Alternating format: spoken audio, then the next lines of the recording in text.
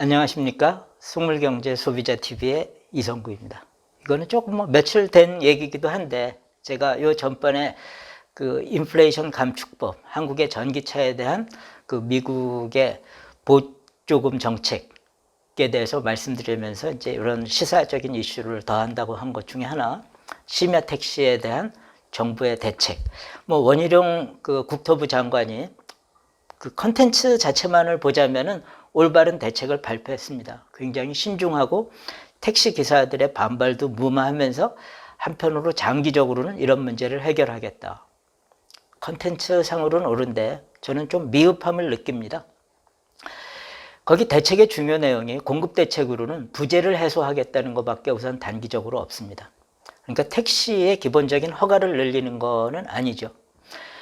근데 저는 이런 부분들이 택시 기사들의 반발 때문에 그렇다고 하는데, 제가 한 가지 말씀드리고 싶은 거는 택시 기사들조차도 저는 속고 있다는 거예요.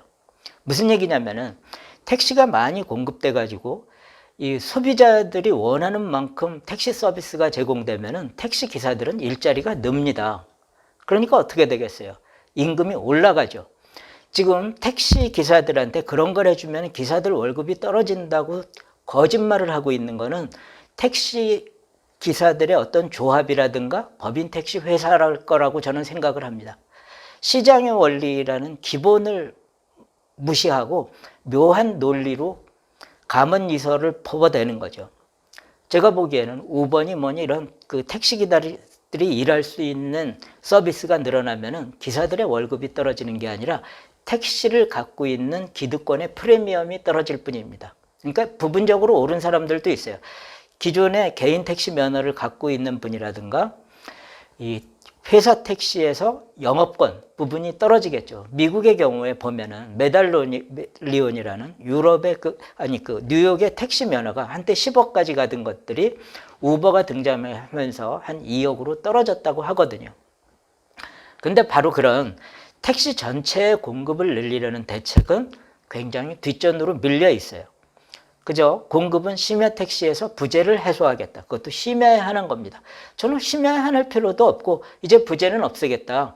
다만 부재를 없애보니까 매일 택시들이 운행할 텐데 안전점검을 강화하겠다 하면 충분한 거죠. 그리고 그 다음에 나온 것이 호출료를 올려주겠다는 겁니다. 그리고 또 하나는 이제 수요를 줄이기 위해서 이 요금을 올리는 건데, 그거는 지방자치단체 소관이기 때문에 원희룡 장관이 발표하지 않은 것 같습니다. 왜냐하면 서울시니 이런 데서 이미 그 논의되고 발표할 예정으로 있죠. 결국 핵심은 공급을 늘리는 정책보다 수요를 줄이는 정책에 초점이 맞춰져 있다고밖에 볼 수 없어요. 마치 문재인 정부의 주택정책의 시즌2하고 비슷한 거죠. 그래서 저는 조심스럽고 신중한 정책으로서는 충분히 이해가지만 적어도 제가 생각하는 시장주의적 방향으로 보면은 100점을 드리기는 힘들다는 겁니다. 그리고 맨 마지막에 나온 것이 이렇게 해도 해결이 안 되면은 플랫폼 택시에 대한 그 허가 대수를 늘려주겠다. 이런 거거든요. 그러니까 맨 마지막 최종 안 되면 시장주의적으로 해결책을 찾겠다 하는 건데, 저는 적어도 윤석열 정부가 대통령 본인이 자유주의, 시장주의를 그렇게 부르짖었다면은 이게 제일 앞서 있어야 된다는 거죠. 그러니까 시장주의적으로 풀어나겠다.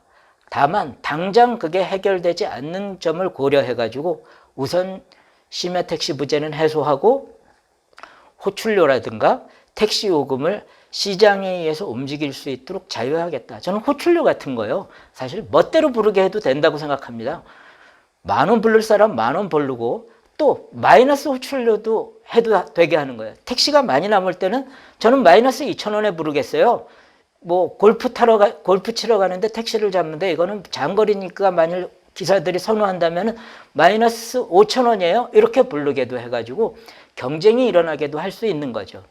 그래서 저는 원희룡 장관이 기본적인 심야 택시 대책에 대해서 맞지만 심야 택시뿐만이 아니라 기본적으로 택시 서비스 시장 전체에 대한 자유화 조치를 철학으로 내세우고, 다만 급격한 변화가 가져올 여러 가지 부작용을 고려해서 단계적으로 이렇게 가도록 하겠다라고 발표했으면 훨씬 더 좋았을 것 같은 아쉬움을 갖습니다.